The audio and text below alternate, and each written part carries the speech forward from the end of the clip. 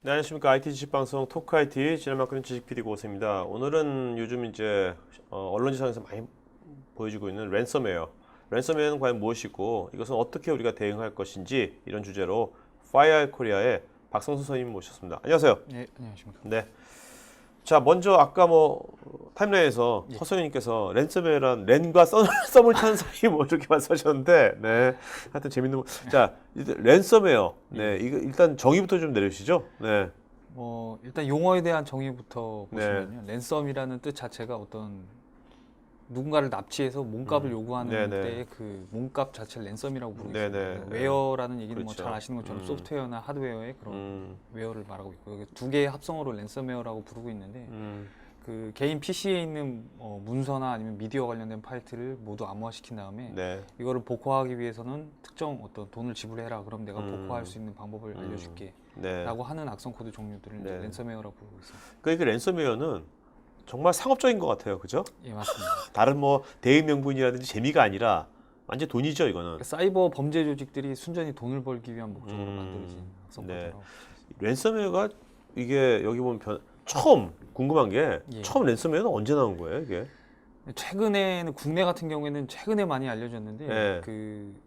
굳이 이제 처음 나온 역사를 따지자면 1989년도에 야. 최초에 등장을 했었습니다. 야, 랜섬웨어의 벤처다, 벤처. 랜섬웨어의 벤처, 파이오니어. 89년도. 예. 와, 그때면, 야.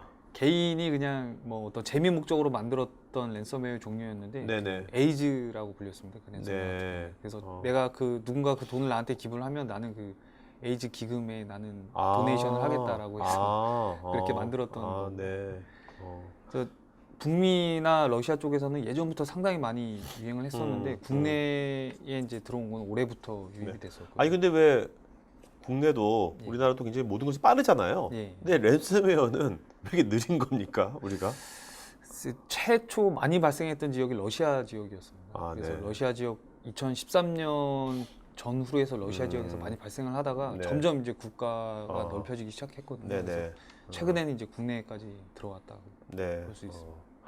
자, 요즘 이게 랜섬웨어의 어떤 뭐랄까요? 추세라 할까요? 예. 뭐 여러 가지가 나왔는데 이게 예. 다 모르겠고, 네. 뭐 어떤 추세 좀 말씀해 주시겠습니까? 어떤 추세로 간다든지. 예전에는 그 랜섬웨어가 충분히 어떤 이제 분석가들이 분석을 하게 되면 복구화를 할 수 있고 암호화된 파일을 쉽게 이제 복구할 수 있는 네. 방법들이 있었거든요. 네네. 근데 최근에는 네. 가장 큰 특징은 이제 점점 악랄해진다는 특징을 갖고 있습니다. 어. 그래서 뭐 복구화는 거의 대부분 못하는 것들이 대부분이고요. 예전에는 페이크로 그냥 화면을 잠근다거나 네네. 뭐 이 정도였는데 요즘은 이제 대부분 다 실제로 파일을 아. 암호화시키고 네. 그리고 최근에 등장했던 키메라라는 랜섬웨어 같은 경우에는 음. 며칠 내에 복구화를 하지 않으면, 그러니까 나한테 돈을 지불하지 않으면 이 음. 파일을 인터넷상에 공개해 버리겠다라는 어. 이제 협박까지 하고 있고 네네. 점점 이제 악랄해지는 네. 특징을 갖고 있죠. 저 궁금한 게 이게 어떤 랜섬이잖아요. 예. 돈을 줘야지 풀어주는 거 아닙니까? 맞습니다. 그렇다면 돈을 받을 때 범죄자들인데 자기 개인 계좌로 해서는 추적이 될 거고 예.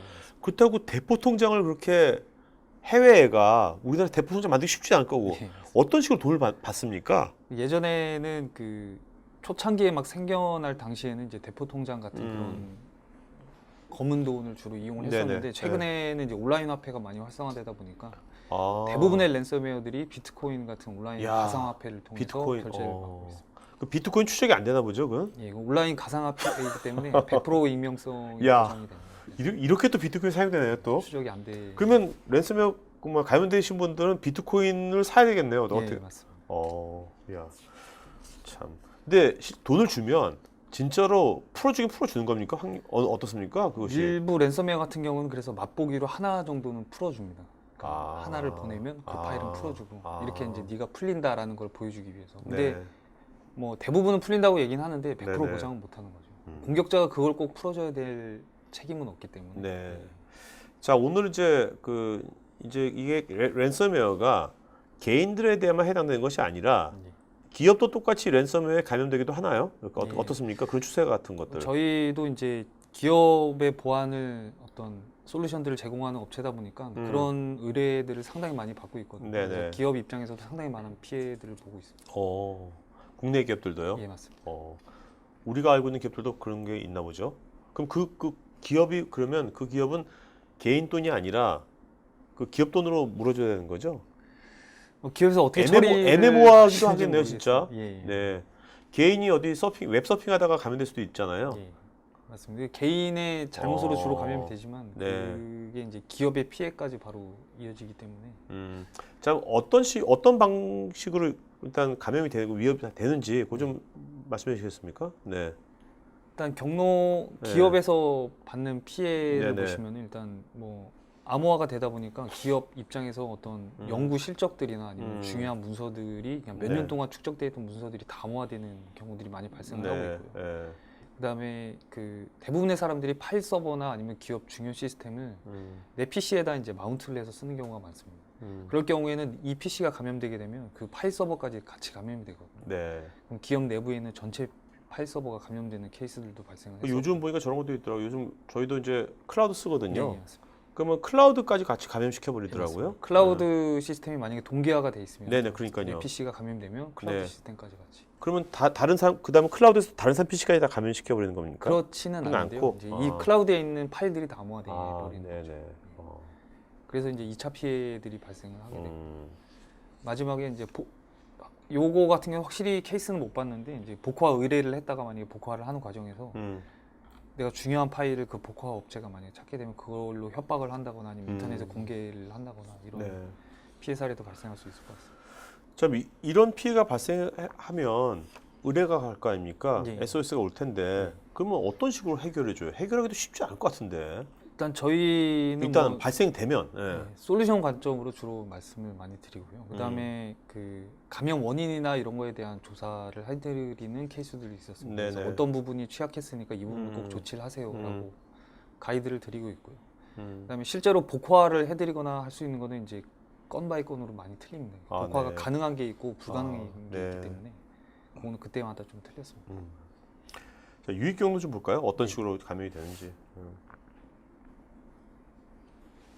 유입 경로 같은 경우에는 가장 크게 이제 웹을 통해서 웹 서핑 중에 감염되는 케이스가 있고 네. 이메일을 통해서 유입되는 케이스가 있습니다. 그 웹서핑이라면 어떤 특정 웹사이트에 그냥 들어만 가도 걸리는 겁니까? 네, 맞습니다. 사용자들이 그냥 어? 뭐 평소에 웹 서핑하는 것처럼 네. 웹 서핑을 하다가 사용자가 이제 모르게 감염이 되는 케이스들이 네.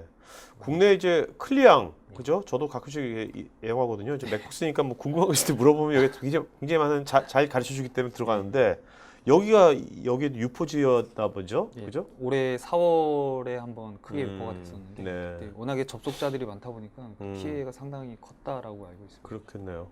그럼 올해 4월 달에 클리앙 사이트에 접속한 사람은 다 걸린 겁니까?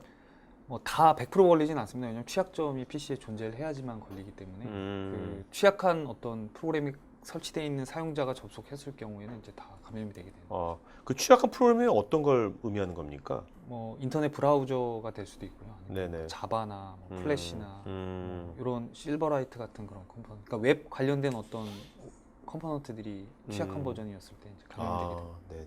그러니까 평소에 내 PC라든지 뭐 모바일이건 어떤 취약점 관련돼 가지고 계속해서 그 백신 그런 거 업데이트를 네, 항상 맞습니다. 하는 습관을 들여야 되겠네요. 보안 최신으로. 업데이트를 그래서 중요하다는 이유가 이런 것 때문에 중요하다고 네네. 합니다. 이메일은 보통 이렇게 첨부 파일로 들어오는 겁니까? 아니면 어떤 식으로? 아니면 링크도 있나요? 첨부 파일이 현재 탐지되는 걸 봤을 때는 이제 가장 많이 탐지가 되고 있고요. 그다음에는 이제 최근에도 그렇고 악성 링크를 본문 내에 삽입을 해서 그 사용자가 링크를 클릭했을 때 결국에는 이제 웹을 통해서 감염되는 그런 형태가 있습니다. 네. 여기서 이제 이메일 통한 유에서 사회공학적 방법을 이용한다는 것은 뭔가 그 소셜이라든지 뭐 그 사람을 아는 지인처럼 가장해가지고 접근한다는 겁니까? 최대한 클릭을 유도하기 위해서 아. 속이는 방법들을 많이 사용을 하고 있습니다. 네. 자, 요건 어떤 건가요, 지금?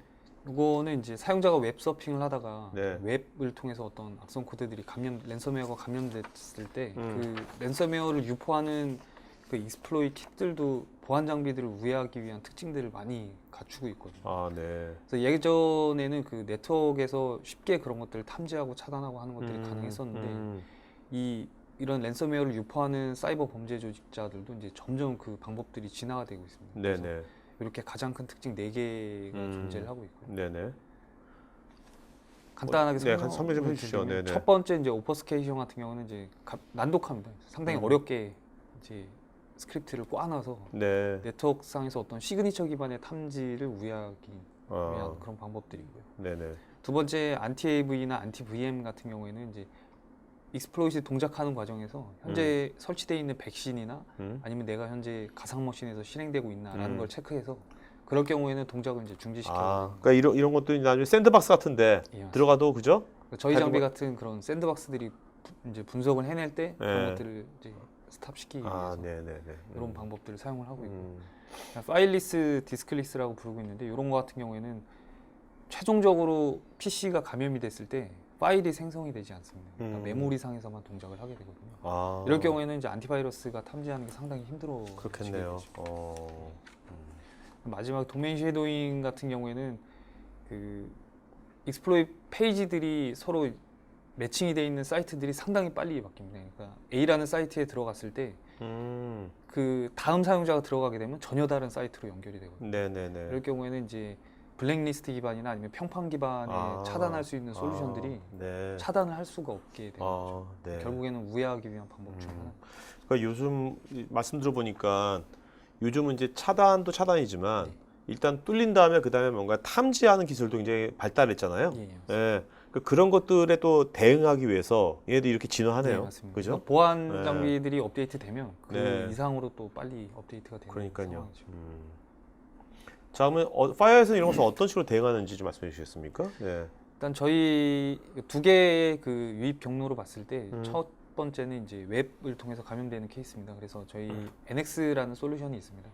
네트워크상에서 사용자의 인터넷 트래픽을 모니터링하는 솔루션인데 그 중요한 것은 이제 전체 과정에 대해서 다 커버를 할 수 있는 게 가장 중요합니다. 그래서 네.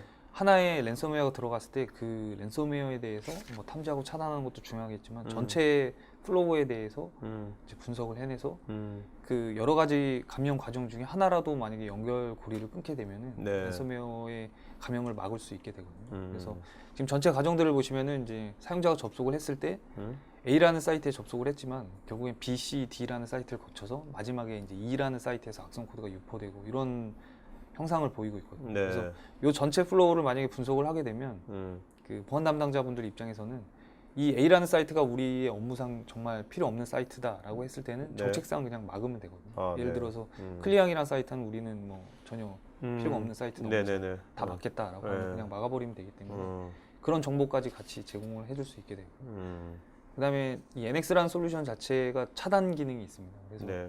뭐 알려진 어떤 익스플로이 킷에 대해서 탐지가 됐을 경우에는 그 트래픽을 바로 차단시켜 버린다거나 아니면 알려진 랜섬웨어가 유입이 됐을 경우에는 바로 차단을 시킨다거나 네네. 그 랜섬웨어의 또 특징 중에 하나가 감염되고 나서 그 이 감염된 PC의 정보를 게더링해서 그 콜백 서버로 다시 보내는 특징이 있어요. 네네. 그래서 그 과정 같은 경우에는 이 과정을 차단해도 감염이 안 될 수가 있는데 예를 들어서 그 랜섬웨어 같은 경우에는 비대칭 키를 사용을 하거든요. 네. 예를 들어서 서버에서 키를 받아와야지만 그 다음에 암호화 과정이 시작이 됩니다. 네. 서버에 접속해서 그 키를 받아오는 과정을 차단을 하게 되면은 암호화가 진행이 안 되거든요. 네네. 그러니까 악성 코드는 감염이 됐지만 파일은 암호화가 되지 않을 수 있기 때문에 그러니까 마지막에 그 서버에 접속을 시도하는 콜백 과정에 대해서 차단이 되더라도 네네. 랜섬웨어가 이제 진행이 안 될 수가 있습니다. 그게 차단시킨 다음에 그 다음에 감염된 것을 치료할 수 있는 그거는 거죠. 이제 AV 등을 이용해서 치유를 그러니까 하는 이게 랜섬웨어니까 랜섬웨어 특성상 나중에 뭔가 또 복화 시켜줘야 될 거 아니에요, 돈 주면. 예, 맞습니다. 그러니까 뭔가 이 서버 갖고 있겠네요, 예, 무조건. 맞습니다. 얘하고 통신을 해야만 되는 거잖아요, 그죠? 잘 만들어진 랜섬웨어 같은 경우에는 그렇게 서버에서 반드시 키를 받아와야지만 이제 암호화가 진행이 되거든요. 그렇죠, 그렇죠. 그래서 그 과정을 차단을 하게 되면 암호화가 진행이 안 될 수도 있습니다. 네.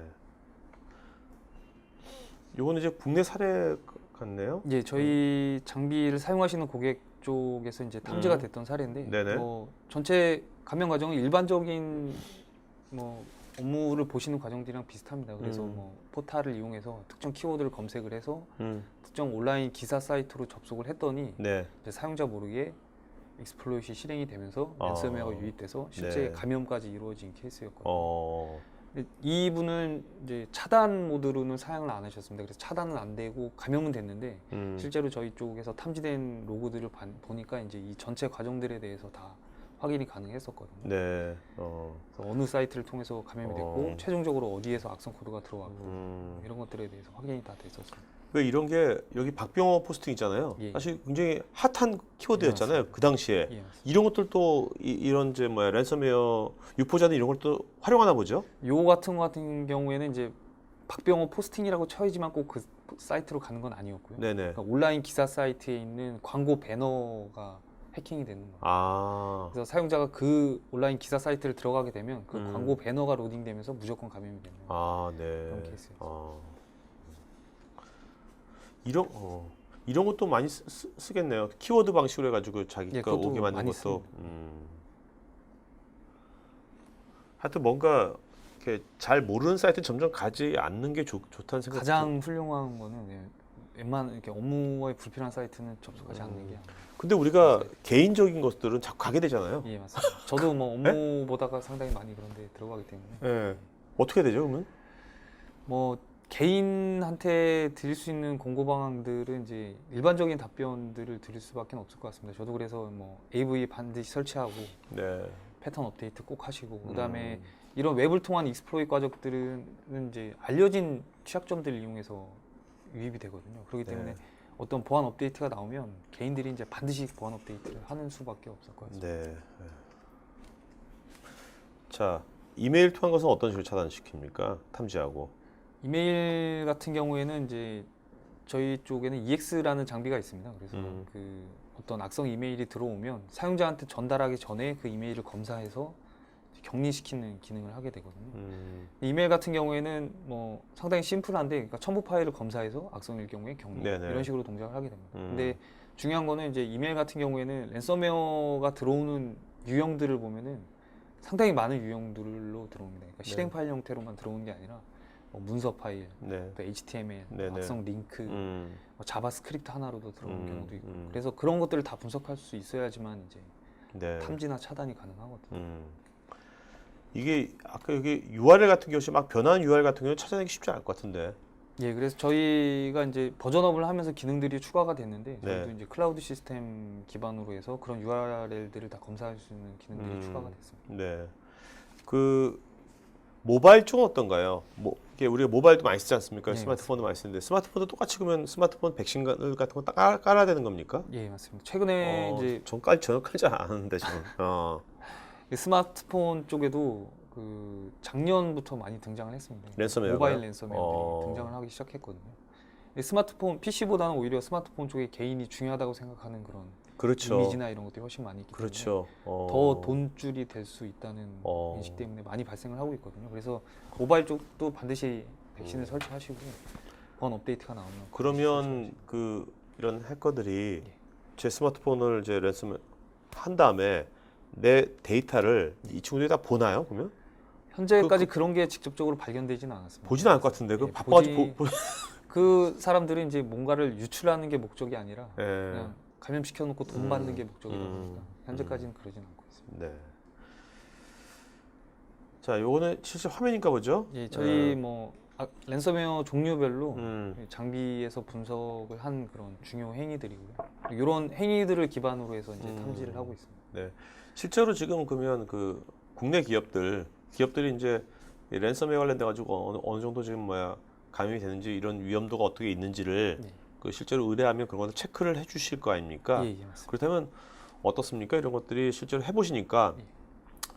그 비율이랄까? 국내 기업들이 랜섬웨어에 이런 거 위험도에 이렇게 노출된 기업들이 한 어느 정도라고 보십니까?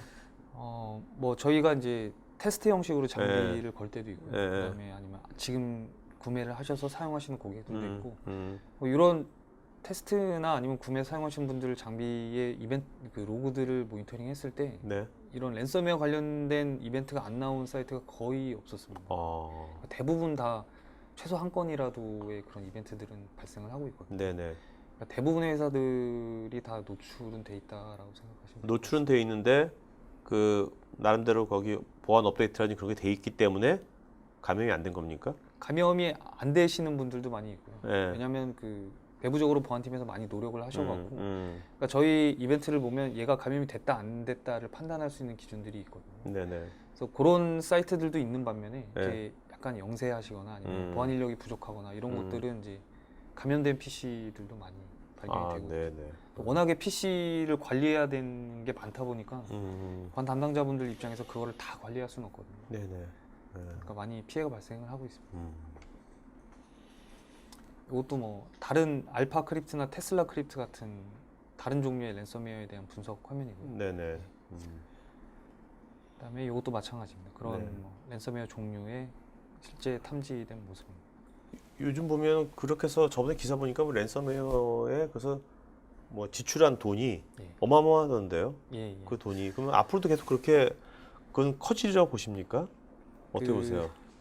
그 사이버 범죄 조직이 예전에는 뭐 가짜 AV를 이용해서 돈을 번다거나 아니면은 뭐 애드웨어 같은 걸 이용해서 돈을 번다거나 국내 같은 경우는 이제 온라인 게임을 해킹을 해서 네. 그 온라인 게임 머니를 현금화해서 돈을 번다거나 했었는데 음. 이 랜섬웨어 같은 경우에는 간단하게 감염을 시켜갖고 뭐 2달 만에 몇십억을 벌고 이런 케이스들이 많이 발생을 하고 있거든요. 사이버 범죄 조직들이 괜찮은 돈벌이 수단이기 때문에 네. 아무래도 더 활성화되지 않을까라고 네. 생각을 하고 있습니다. 이제부터 Q&A 시간 갖도록 하겠습니다. 자, 박상희님, 대표적인 랜섬웨어가 6종 정도 있다고 들었는데요. 신변종이 어마어마하다고 들었습니다. 행위 기반으로 탐지하면 신변종까지 커버가 되는 건지요? 몇 프로 정도 커버된다고 보면 될까요? 글쎄요, 지금 6종만 제가 말씀을 드렸는데 예전부터 등장했던 거를 보면은 뭐 그 이상입니다, 당연히. 그리고 말씀하신 신변종이라는 게 하나의 만약에 크립토라커라고 해도 유포될 때마다의 다른 어떤 해시나 변경되는 부분들이 있거든요. 네. 근데 저희도 뭐 그런 것들을 100% 탐지한다라고는 말씀을 못 드립니다. 당연히 보안에서 이제 100%라는 건 없다고 저도 생각하기 네네. 때문에. 네. 근데 대부분의 어떤 이슈가 나왔을 때 제가 그 이벤트를 확인하거나 아니면 분석을 해봤을 때 많은 부분을 커버를 하고 있었거든요. 왜냐하면 행위 기반의 탐지가 아직까지는 어느 정도 큰 효율성을 보이고 있기 때문에 네. 정확히 몇 프로다라고 말씀을 못 드리겠지만 네. 많은 부분이 커버된다라고 말씀을 드릴 알겠습니다. 수 있을 것 같습니다. 자, 그 영구님 저희 답변 주시면서요. 예. 좋은 질문하신 분 예, 예. 5분 정도 이름 적어주시고 알겠습니다. 맨 나중에 발표해 주세요. 알겠죠? 네. 자, 그다음에 박지규님, 랜섬웨어에 대한 예방책으로 백업 솔루션도 중요하다고 생각하는데요. 파이어의 버전 관리 백업 솔루션이 궁금합니다. 저희는 이제 백업 솔루션은 별도로 없습니다. 그래서 저희 회사의 이제 설립이나 현재 가고 있는 방향 자체가 어떤 APT 공격에 대한 대응이나 탐지, 또 침해 사고 조사 이쪽이 우선이다 보니까 별도의 백업 솔루션은 현재는 없습니다. 네.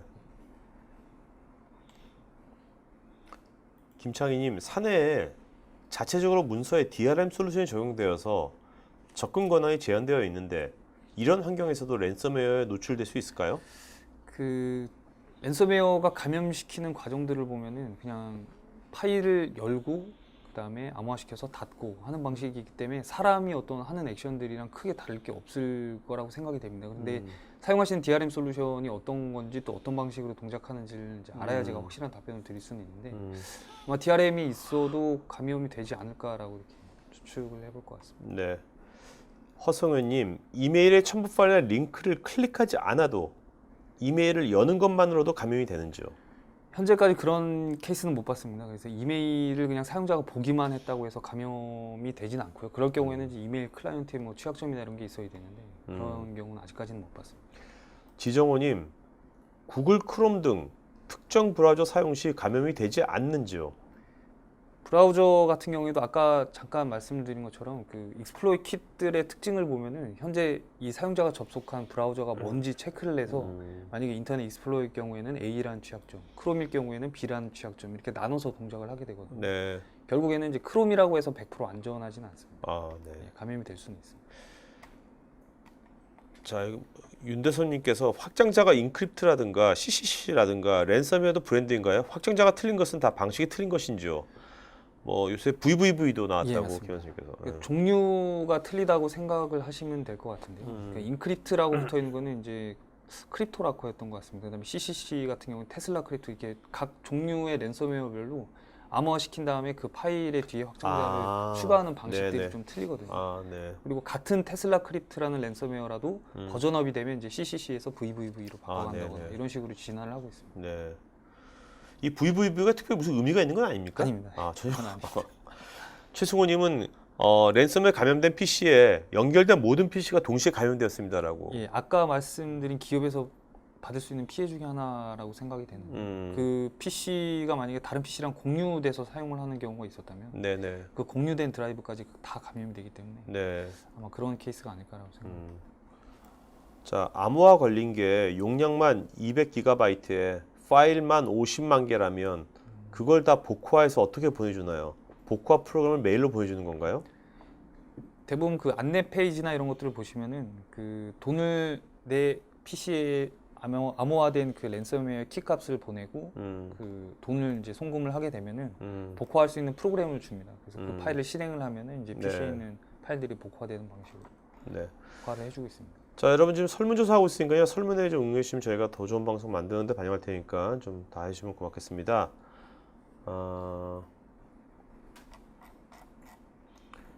그다음에 이용진님, 파이어아이의 밴드위스 처리량에 따라 장비가 달라질 텐데 CPU, 트랜잭션 퍼 CPU 사용량 등 어떤 버전들이 있고 비용적으로 대략 어느 정도 되나요? 또 관리자 화면과 옵션들도 알고 싶습니다. 일단 말씀하신 대로 저희는 밴드위스 기반으로 장비가 나눠져 있고요. 근데 뭐 정확히 이건 얼마라고 저는 이제 세일즈가 아니기 때문에 네네. 말씀을 드릴 수는 없고요. 네. 그거는 별도로 연락을 주시면 저희 쪽에서 이제 자세하게 설명을 드리겠습니다. 네. 자, 이따가 여러분들 오늘 박성수 게스트님 이메일 어드레스 저희가 스태프가 알려드릴 거니까 댓글창에 나중에 그 뭐 가격이라든지 추가 정보들은 나중에 이메일로 해주시기 바랍니다. 노범래님, 사전에 조치할 수 있는 사항 중 PC 워크그룹에 대한 그룹핑을 별도로 지정하게 되면 랜섬웨어 노출 시 워크그룹만 피해가 가는 게 맞는지요? 정확히 의미를 제가 100% 이해는 못하겠는데 그 액티브 디렉토리 같은 걸 이용해서 이제 별도의 워크그룹을 나눈다는 말씀이신 것 같은데요. 그 랜섬웨어가 감염됐을 때는 원래는 그 PC만 감염돼야 정상인데 아까 그 기업이 받을 수 있는 피해 중에 하나인 것처럼 어떤 공유나 아니면 네트워크 드라이브로 연결하는 게 위험하거든요. 그런 것만 사용하지 않는다면 크게 위험성은 없을 거라고 생각합니다. 네. 최승호님, 파일 속성을 읽기 전용을 해놓으면 암호화가 안 된다고 하는데 맞는 건지요? 그거는 랜섬웨어 종류마다 좀 틀릴 것 같습니다. 그래서 특정 랜섬웨어 같은 경우에는 읽기로만 돼 있어도 읽기를 쓰기로 변경하는 거는 뭐 크게 어렵지는 않을 것 같거든요. 네. 그런 식으로 암호화를 또 진행할 수 있기 때문에 케이스마다 좀 틀릴 것 같습니다. 자, 김성훈님, 또 서승범님, 또 유사한 질문인데요. 자, 감염이 됐고 나서 대책은 어떤 것이 있는지요? 감염이 되고 나서. 일단은 감염이 되고 나서는 랜섬웨어를 찾아서 일단은 제거를 하는 게 중요할 거라고 생각됩니다. 그리고 그 다음이 이제 FBI 같은 권고 사항들을 보면은 FBI는 돈을 내고 복호화해라 방법이 없다라고 얘기를 하고 있거든요. FBI도? 예, FBI도 방법이 없다라고 네. 얘기를 하고 있는데 예. 정말 그게 중요한 문서고 기업의 입장에서 그 뭐 40만 원, 60만 원을 지급하는 것보다 더 어떤 가치가 있는 거다라고 했을 때는 이제 네. 복호화 업체의 어떤 복호화 과정들을 진행을 해야겠죠. 네. 그 돈을 지불하고 나서 그걸 뭐 또 잡을 수는 없는 거잖아요. 비트코인 같은 걸로 네, 하면. 맞습니다. 온라인 네? 이것도 가상화폐다 보니까 그러니까 잡는 것 자체는 참. 국내 해외에서는 이제 잡는 케이스들이 또 등장을 하고 있습니다. 그 서버를 이제 인터폴이 점거를 해서 네. 서버를 압수해서 그 서버에 이제 접속한 기록들이나 이런 걸 바탕으로 그 랜섬웨어 범죄 조직을 잡거나 이런 네. 케이스들이 있었어요. 네. 박한지님, 사내에서 업무를 하는 사용자의 경우에는 어플라인 장비를 통해 확인이 가능할 텐데요. 출장자나 해외 사용자가 VPN을 통해 업무를 하는 경우 외부 메일을 통해 감염되는 케이스에 대한 대안도 있을까요? 에이전트 방식이라든지 뭐. VPN을 만약에 사용을 하셔서 그러니까 기업 내부에서 어떻게 컨트롤 안 되는 환경이다라고 했을 때는 말씀하신 그런 에이전트 방식이 맞을 것 같습니다. 그리고 저희도 이제 에이전트가 있기는 한데 그런 거는 뭐 필요하실 경우에 연락을 주시면 저희가 별도로 설명을 드리겠습니다. 네. 박상희님, 최근 DB 서버를 암호화하는 랜섬 웹이 나왔다고 들었는데 파이어아이 제품 이것도 커버 가능한지요? 가능하다면 어떤 형태로 방어를 하는지 궁금합니다. 말씀하신 거는 제가 정확히 어떤 형태의 공격인지를 아직 몰라서 만약에 추가로 궁금하실 경우에 메일을 보내주시면요. 네. 저희가 어느 정도 커버 가능한지 네, 답변을 네. 드리겠습니다.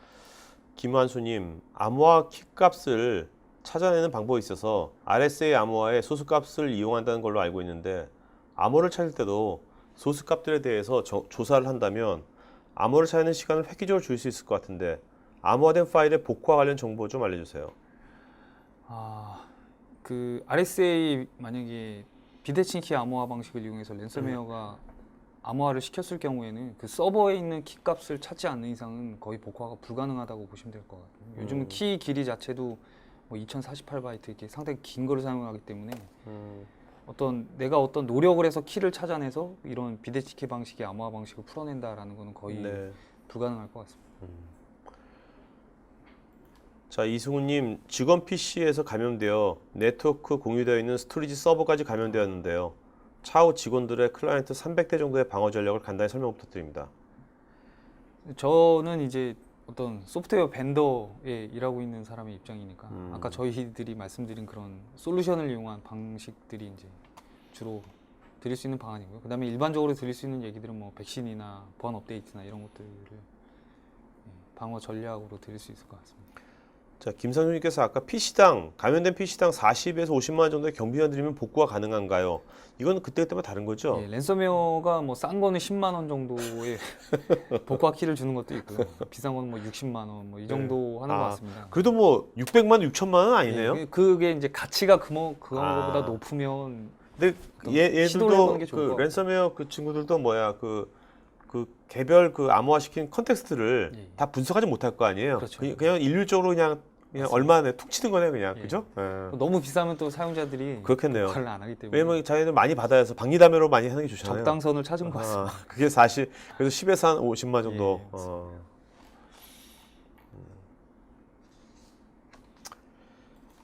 예, 김창희님, 파이어아이에서 악성 라이브러리 포함된 iOS 앱을 발견했다는 기사를 본 것 같은데 스마트폰 OS에서 사례가 있는지요?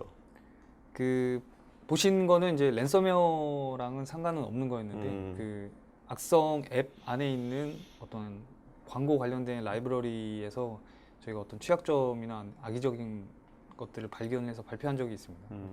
스마트폰 랜섬웨어 같은 경우에는 작년부터 많이 이제 등장을 하고 있거든요. 네. 그래서 그런 것들은 안드로이드뿐만 아니라 최근에는 이제 iOS 쪽으로의 위협들도 많이 발생을 하고 있기 때문에 뭐 앞으로는 더 많이 발생할 것 같고 최근에 시만텍에서 발표한 걸 보면 이제 웨어러블 디바이스, 그러니까 스마트워치도 랜섬웨어에 감염되는 그런 케이스들도 있어요. 아, 네.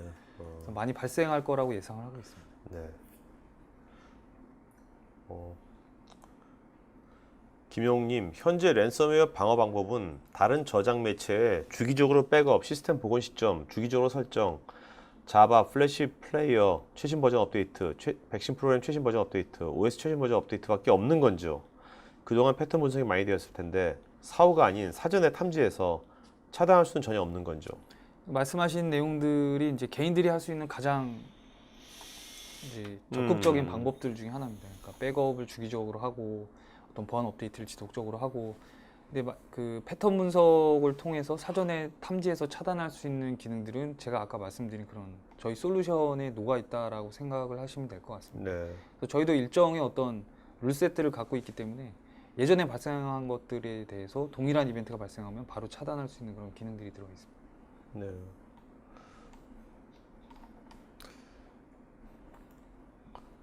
박한지님, 랜섬웨어 패턴이 이미 클라우드에서 확인된 경우는 차단이 되겠지만 우리 사이트가 최초 사이트라고 하면 해당 확인이 불가능한 거 아닌지요? 혹은 우리 사이트가 최초 확인 사이트라고 했을 때 해당 랜섬이 확인되기까지는 얼마나 시간이 걸릴까요? 그 최초로 유입되는, 그러니까 다른 곳에서 한 번도 탐지된 적이 없는 것이 최초로 유입될 경우에도 만약에 익스플로이 킷이라는 것 자체가, 그러니까 알려진 익스플로이 킷을 사용했다거나 또 지금까지 등장한 랜섬웨어들의 종류를 보면은 그 콜백 서버로 접속을 할 때 대부분의 일정 패턴들을 다 갖고 있습니다. 그래서 그런 것들을 갖고 있다면 이제 어느 정도의 차단이 될 수 있다라고 말씀을 드릴 수 있습니다. 박지규님, 이메일 보안 제품의 우회를 위해서 첨부 파일과 실행 파일 대신 .cap 파일 사용에 대한 솔루션이 궁금합니다. 저희 그 아까 잠깐 소개드린 이메일 솔루션 EX라는 솔루션이 캡이라는 확장자에 대해서도 지원을 하고 있거든요. 그래서 뭐 zip 파일과 마찬가지로 풀어서 분석을 하기 때문에 캡 파일에 대해서도 지원을 하고 있습니다. 네.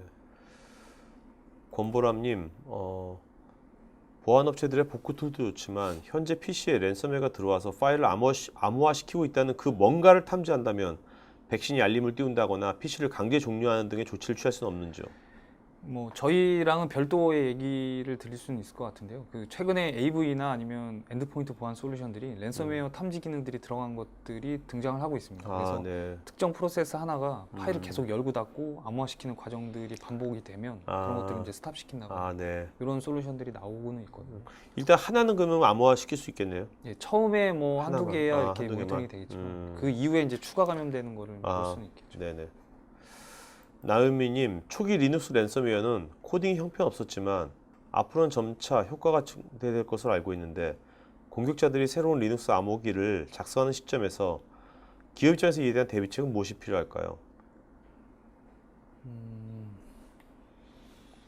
암호기라는 게 정확히 어떤 네. 말씀이신지 제가 네네. 몰라서 좀 더 구체적으로 나은미님 질문해 주시기 바라고요.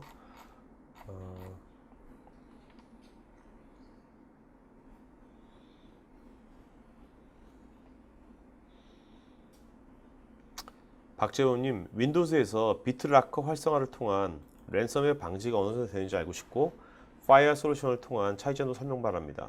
비트라커를 최근에 이제 비트라커를 비활성화 시킨 다음에 암호화를 시작하는 종류의 랜섬웨어들도 등장을 하고 있어서 그러니까 어느 정도의 일부의 랜섬웨어에 대해서는 커버가 될 수도 있습니다. 예방이 될 수도 있지만 최선의 방법은 아니라라고 말씀을 드릴 것 같습니다. 최승호님, 요즘 네이버 포털에서 랜섬웨어 복구를 검색하면 복구해 주는 업체들이 상당히 보이는데 이런 업체들은 어떤 업체들일까요? 저도 만나본 적은 없는데 많이 있다고는 얘기는 들었습니다. 네. 정확히는 모르겠어요. 어떤 방법을 사용하고 이런 것들은 잘 네네. 모르겠습니다. 최감독님, 요즘 각 기업에서 VDI 등 데스크탑 가상화 도입이 많이 이루어지고 있는데 랜섬웨어의 VDI 피해도 큰지요? 그러니까 VDI를 어떤 목적으로 사용하시냐에 따라 좀 틀릴 것 같은데요. 그러니까 VDI로 만들어진 가상 데스크탑이 정말 그 안에서 업무들이 이루어진다라고 하면은 좀 피해가 많이 발생할 수 있을 것 같고요. 신 클라이언트로만 사용한다라고 하면은 좀 피해가 적을 수는 있겠죠. 그렇죠. 이인희님, 윈도우즈 플랫폼화의 MS SQL 서버의 경우 DBF 파일도 감염이 될 수 있을까요? 온라인 중에.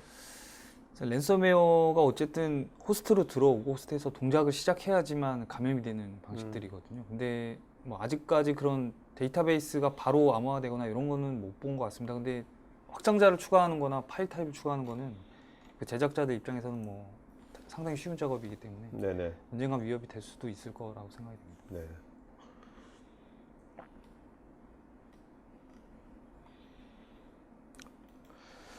자, 엄기호님, 필요시 랜섬웨어 방어를 위한 솔루션 도입도 돼야 하겠지만 현재 상태를 정확히 알기 위한 활동도 기업 시스템의 베이스라인을 긋는 면에서 필요합니다. 사용 백신을 사용하고 있는 환경에서 기본적인 랜섬웨어 감염 여부를 파악할 수 있는 최소 절차가 있을까요?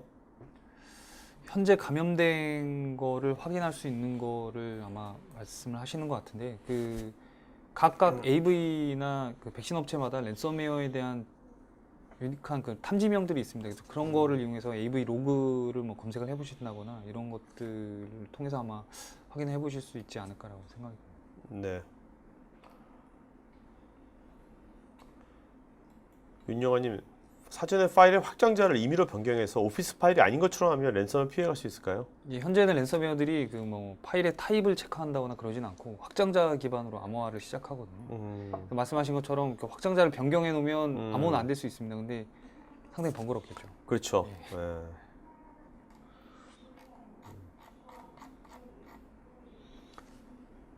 김민경님, 랜섬웨어가 서버 쪽 데이터베이스를 암호화할 가능성이 있나요? 그럼 방지할 수 있는 방안은요? 뭐 가능성이 전혀 없다고는 아직까지는 보진 못했습니다. 근데 전혀 가능성이 없다라고는 말씀을 못 드릴 것 같고요. 그 뭐 서버 같은 경우에는 아무래도 서버가 직접 침해당할 가능성은 좀 적다고는 볼 수 있는데 특정 사이버 조직에 의해서도 가능은 하겠죠. 근데 네. 방지할 수 있는 방안은 저도 좀 생각을 해봐야 될 것 같아요. 어쨌든 오늘 말씀 들어보니까 랜섬에 일단 감염돼가지고 일단은 내 파일이 다 암호화가 돼버리면 예. 이미 암호화가 돼버리면 그걸 풀 수 있는 방법은 예. 그건 없는 거네요. 뭐 뭐 100%는 100% 아니지만 거의 대부분 다 없다라고. 없고 돈을 줘야지만 예, 맞습니다. 푸는 거네요. 그다음에, 예, 녹화할 수 있는 프로그램을 주는 거죠. 네. 그러니까 복구 백신이 뭐 나온다든지 뭐 이런 것들은 요원한 일이겠네요. 뭐 계속 진화가 앞으로도. 되니까요, 랜섬. 예, 그러니까. 그래도 그것이 뭐 키가 서버에서 키를 또 줄 거 아니에요? 예, 맞습니다. 그러니까요. 그게 뭐 그 서버를 어떻게 뭐 가져와서 그 그러니까요. 안에서 키를 찾아서 복구하지 않는 그러니까요. 이상은 그렇지 않은 이상 그게 불가능- 불가능한 거죠.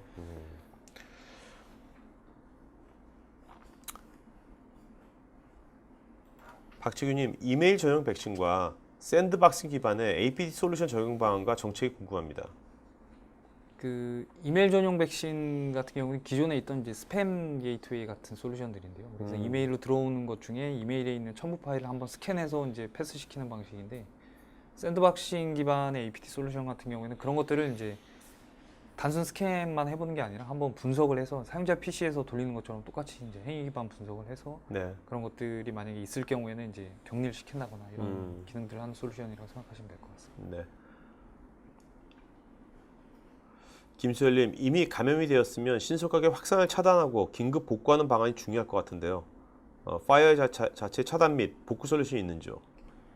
그 저희 NX 아까 계속 잠깐 소개드린 NX나 EX라는 솔루션이 뭐 랜섬웨어만을 위한 솔루션은 아닙니다. 근데 그 랜섬웨어가 감염되는 과정들이나 이런 것들이 보면은 그 APT가 진행되는 과정들이랑 거의 유사한 형식들을 보이고 그렇죠. 있거든요. 외부에 뭔가 컴퓨터 서버가 있는 거죠. 사용자 모르게 감염시키고 악성 코드가 유입돼서 또 그렇네요. CNC 서버로 접속을 하고 네네. 이런 일련의 과정들을 거치기 때문에 어, 그 저희 장비 자체도 그런 반드시 APT를 막기 위한 것 외에 이런 랜섬웨어나 아니면 뭐 사회적으로 이슈가 되는 것들을 차단하거나 네. 막을 수 있는 그런 기술들이 들어가 있거든요. 그래서 음, 그런 걸 이용해서 차단하거나 탐지하는 것들이 가능합니다. 네.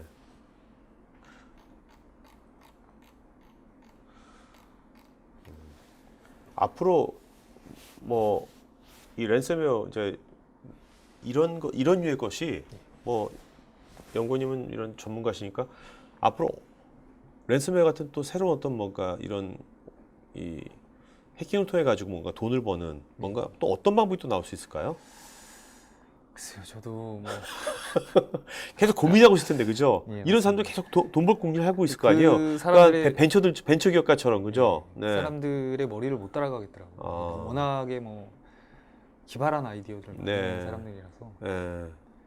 아마도 랜섬웨어 같은 것만 봤을 때는 이제 더 악랄해지겠죠. 그리고 뭐 아까 키메라 잠깐 말씀드린 것처럼 파일을 공개한다고 협박을 했다가 실제로 공개를 한다거나 아니면 네. 현재처럼 이제 사용자들이 사용하는 디바이스들이 늘어나면 그런 것들을 이제 추가 감염시킬 수 있는 방법들이 계속 늘어나죠. 전 이런 것도 있을 것 같아요. 요새 저는 이제 인공지능이 발달하니까 인공지능 같아서 뭐 고양이 사진을 금방 찾아야 되잖아요. 예. 그죠? 그런 것처럼 이런 랜섬웨어 이 집단들이 지금은 그냥 대당 50만 원 퉁쳐가지고 줬는데 어떤 사람한테 굉장히 사적인 그림이 사진이 있는 거야. 그걸 얘가 그 랜섬웨어 서버에서 그 파일들을 다 얘가 자동적으로 스캐닝해가지고 가격을 올려. 예, 올리는 거죠. 아, 요거는 얘한테 굉장히 그 수치스러운 거다 이러면. 예. 예. 그런 것들은 아예 5천만 원, 뭐 1억을 부르는 거죠. 그럴 수 예. 있습니다. 그런 식으로 뭔가 AI를 이용해 가지고 얘가 일일이 다 볼 수 없을 테니까 뭔가 그 서버에서 아, 요건 돈 될 것 같다. 더 그것만 좀 인간이 봐가지고 그건 더 이런 식의 랜섬웨어가 나올 수 있지 않을까 하는 생각이 지금 딱 충분히 드네요. 가능성 있는 일인 것 그죠? 같습니다. 예, 그러니까요. 비즈니스상 퉁치는 게 아니라 차별화를 두는 거죠. 예, 그 서비스 차별화. 네. 아, 이거 웃지만 사실 걸리면 진짜 웃을 일은 아닌데, 그죠? 개인의 예. 입장에서 생각하면 그렇죠. 정말 아, 심각한 진짜. 얘기죠. 예, 그렇죠. 예. 김상준님, 파일 암호를 걸면 랜섬웨어 감염이 되는지요? 그것도 파일 종류별로 약간 틀릴 것 같습니다. 그래서 업무 문서 같은 경우는 암호를 걸면 감염이 안 될 수도 있는데 네. 그 미디어 같은 그러니까 사진, 그림, 그다음에 뭐 그 외에 이제 많은 PDF나 뭐 이런 것들은 감염이 될 수도 있습니다. 네. 하여튼 오늘 좀 배운 거는 그 PC건 스마트폰이건 예. 이 보안 업데이트를 정말 그 정기적으로 해야 되겠다. 예, 그거 하나. 예. 그다음에 정말 이상한 사이트는 좀 가지 말아야겠다. 예, 되도록이면 예. 접근 안 하는 게. 뭐 그 정도? 일반 개인분들이 하실 수 있는 방법들은 네. 그 정도가 그럼 기업들은 예. 자 이건 개인이고요. 예. 기업들은 이제 뭔가 그런 이게 하나만 해당되는 게 여러 아까 300대 예. 그게 문제잖아요, 그죠? 예, 같이 가면 되는 게 그래서 그런 것들을 뭔가 이렇게 나중에 뚫리더라도 그것을 이제 탐지할 수 있는 것이 굉장히 중요하겠네요. 예, 맞습니다. 네, 그런 구조를 만들어 놓는 게. 탐지를 하고 나서 그 탐지 결과나 이런 것들을 보고 어떤 정책을 같이 세우시는 것도 상당히 중요할 것 같습니다. 네.